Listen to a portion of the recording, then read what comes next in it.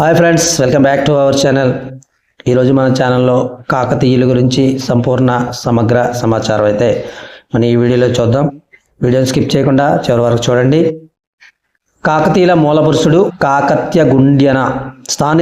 స్థాపకుడు చూస్తే మొదటి బేతరాజు. స్వతంత్ర రాజ్య స్థాపకుడిగా రుద్రదేవుడు ఉన్నారు. ఈ కాకతీయుల చిహ్నం చూస్తే వరాహము. ఈ కాకతీయుల యొక్క కులదైవము కాకతి అనగా గుమ్మడి దేవతారాధకులు. ఈ యొక్క కాకతీయుల యొక్క రాజధాని హన్మకొండ, ఊరుగల్లు రెండు కూడా ఉన్నాయి. అదేవిధంగా రాజభాషగా చూస్తే మనం సంస్కృతం రాజభాషగా ఉంది. కాకతీయుల రాజభాష సంస్కృతం. వీటి యొక్క వర్ణము చూస్తే శూద్రులు. కాకతీయులు కొంతమంది చరిత్రకారులు కాకతీయులను శూద్రులుగా వర్ణిస్తున్నారు. మతం చూస్తే మొదటగా జైన మతాన్ని ఆదరించారు. తర్వాత శైవ మతంలోకి వచ్చారు. బిరుదాంకితులు చూస్తే ఆంధ్రదేశాధీశ్వర అనేటువంటి బిరుదుని చేయడం జరిగింది. వీరి యొక్క వంశం చూస్తే దుర్జయ వంశం. ఎలాగంటే బయ్యారం శాసనం ప్రకారంగా కాకతీయులు దుర్జయ వంశానికి చెందినవారు. చారిత్రక ఆధారాలు చూస్తే దానార్ణవుడి యొక్క మాగల్లు శాసనం, మైలాంబ యొక్క బయ్యారం శాసనం. ఈ రకంగా చూస్తే కాకతీయుల యొక్క ఎవిడెన్స్ అనేది మనం చూడవచ్చు. నగర నిర్మాతలుగా చూస్తే రెండవ ప్రోలరాజు హన్మకొండ నిర్మించాడు. కాకతి రుద్రుడు ఓరుగల్లు పట్టణాన్ని నిర్మించడం జరిగింది. ఈ యొక్క కాకతీయుల్లో ఇంపార్టెంట్ అయినటువంటి శాసనాలుగా మనం చూస్తే బయ్యారం శాసనం, హన్మకొండ, మోటుపల్లి.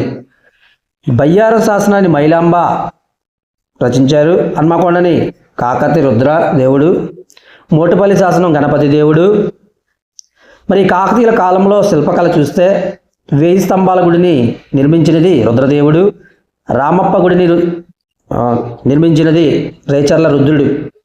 మీరు చూస్తున్నారు, చాలా ఇంపార్టెంట్ కంటెంట్ అయితే చూస్తున్నారు. ఖచ్చితంగా ఎగ్జామ్ పాయింట్ ఆఫ్ వ్యూలో వచ్చే అవకాశం ఉన్న కంటెంట్. నిర్లక్ష్యం చేయకుండా దీని మీద ఫోకస్ చేయండి.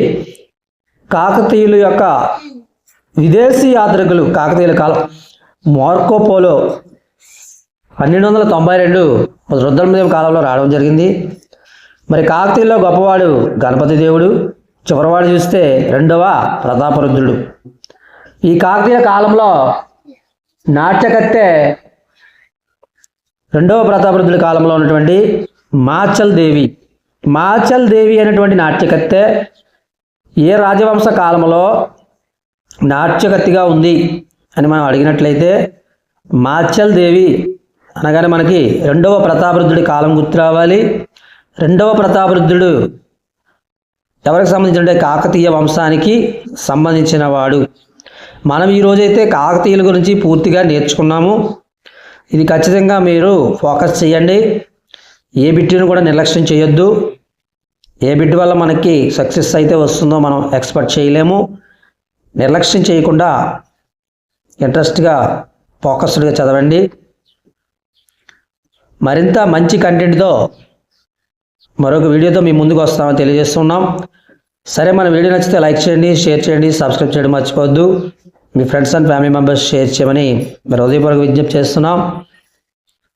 Once again thank you very much to all my dear subscribers. Successfully completed 150 subscribers in our channel.